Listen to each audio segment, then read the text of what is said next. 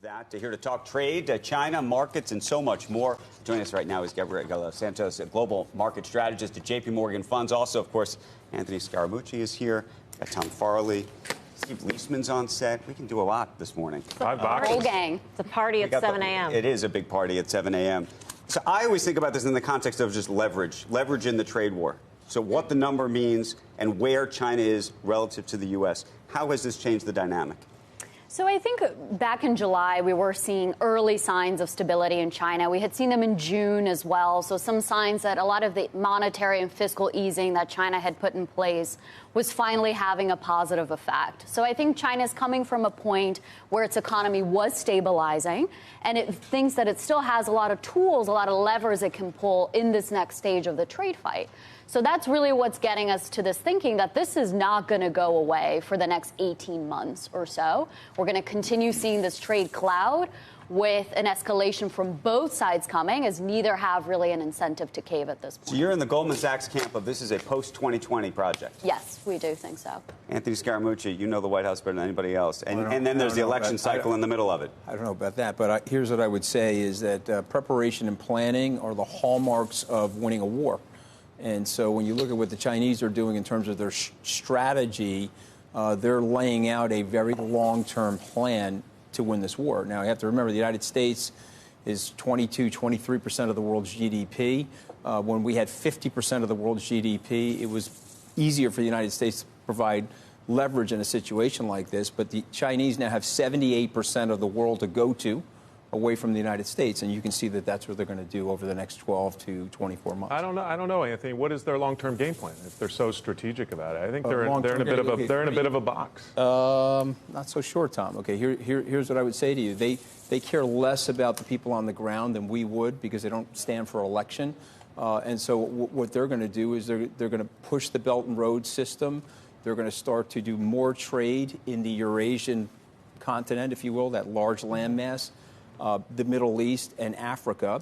And the reason why they're devaluing right now has more to do with that than sending goods into the United States. I think they've made a strategic Why are you shaking your head? You're shaking your head. You're making faces. I think because I'm thinking of the absurdity of the world we live in, where the measure of the success of our policy is that they are doing worse than we are. And I remember a world that was not too long ago where the specific aim of United States foreign and economic policy was that everybody would do well, and we would do well when they did well too. And I believe that's still to be true. And I'm looking at data this morning, rail freight data, U.S. intermodal, U.S. freight truck tonnage, U.S. freight transportation service, port tonnage. Every single one of those transportation indices is either recessionary or pre-recessionary. And I don't think we have an idea of where this is all going. I would not let these snakes out of the bag here because I don't know where they're going to end up. Okay, it sounds like Steve's in my camp. So without preparation and planning, we're at war with China right now. It's a full-blown trade war. The White House should really tell people what the plan is, okay, and what we're going to do. And by the way, because of the lack of predictability on the tariffs, you have slowed down capital investment. Go look at the first 2 quarters of data. Yeah, the third quarter is going to be worse than the first 2. Mm-hmm.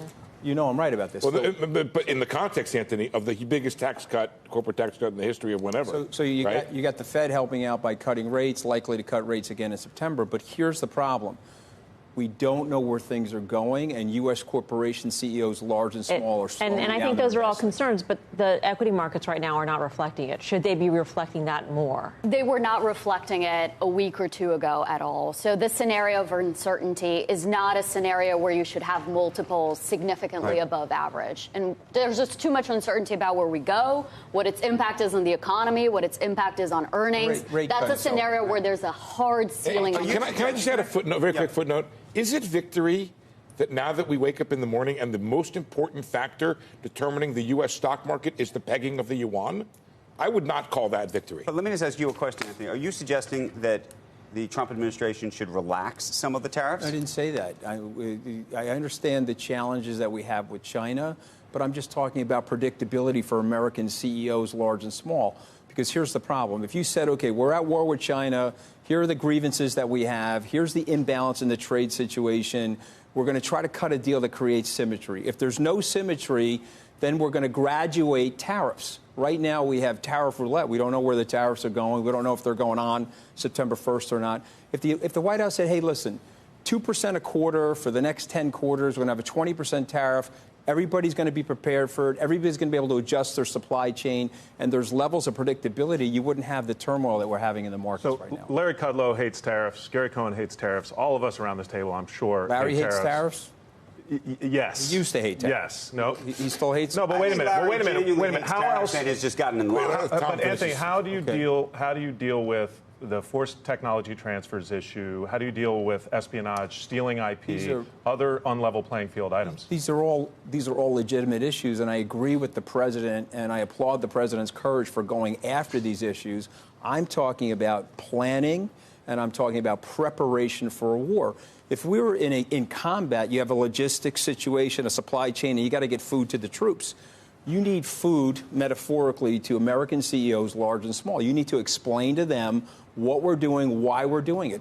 If he sat in the Oval Office and gave a speech and said, okay, here are the tariffs, okay, 22% to go there, 2% to come here. Is that I think that a lot of American CEOs are on board in terms of stopping forced technology the long game of this trade war. But that's not going to make them, right, but that's not going to make them spend money in September when they're laying out their capital plans. That's not going to make them feel more confident about the environment right now, is it? I would disagree slightly with that, Melissa, because if you gave people guidance of what you're doing and there was levels of predictability, when Bill Clinton raised taxes in '93, he said, we're done now for 4 or 8 years.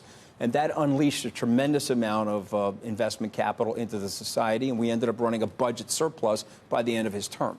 All the president has to do is say, we're at war, here's the reasons why we're at war, and here's what we're going to do Anthony, to give you guidance and create more predictability in this situation. Has the administration ever tallied up what the IP problem is worth?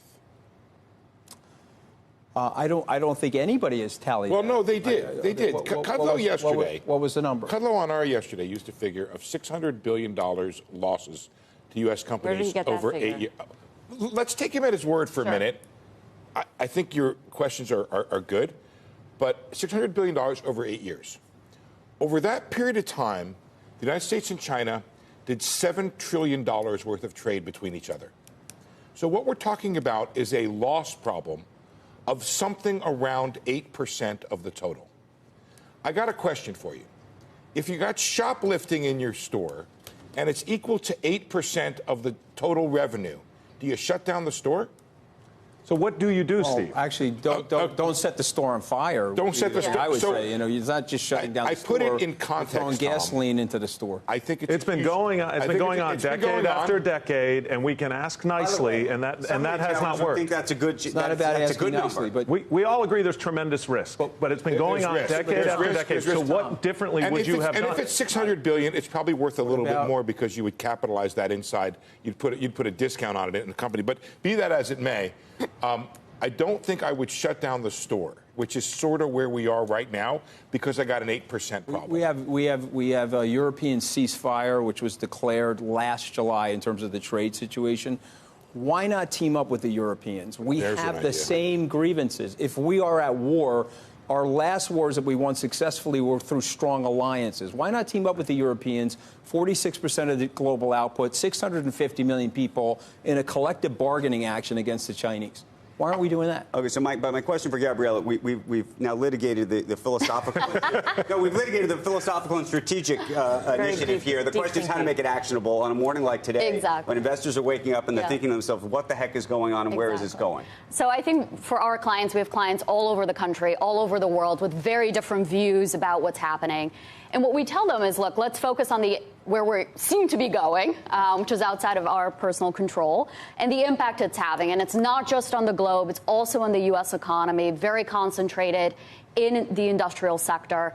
So what can we do about it? Clearly, the risks are tilted to the downside here. So we've been talking for a while with our clients about really dimming down on risk, being very disciplined, very neutral, stocks and bonds, adding more defense, adding more protection, not because we think we should be going a certain way or not, but because this is where we are, and we have to prepare for that. Isn't the house view for JP Morgan 3,200 on the S&P? So we have many different areas within JP Morgan. Okay. There is no house. There are many houses inside. And which is lovely. We have great debate. JP Morgan is a community of homes. It's a community of homes, and our particular home is, if we imagine a hard ceiling on the multiple here at 16 times, because we don't know what we should be putting on the earnings picture, right? Are we having tariffs? Are we not? What are their impact? We really think there's not really that much more upside from here. It's very confusing, though, as you can understand from the viewer's standpoint, to hear one strategist come on and say JP Morgan's year-end target is 3,200, and then to hear you say we're tilting more towards neutral when it comes to stocks. And I think sometimes it's all about the investment horizon, right? Our clients within asset management are planning for their retirement. That's years, decades in the making. So that's the lens we approach it. Gabriela, what did you make of yesterday's downdraft in yields? Was it an adjustment to a place where now it's at equilibrium, or was yesterday the aberration? It's hard to know, frankly, and that's because there's so many heavy anchors the answer here. To that question. He's asking that as a lead. What's the answer to that question?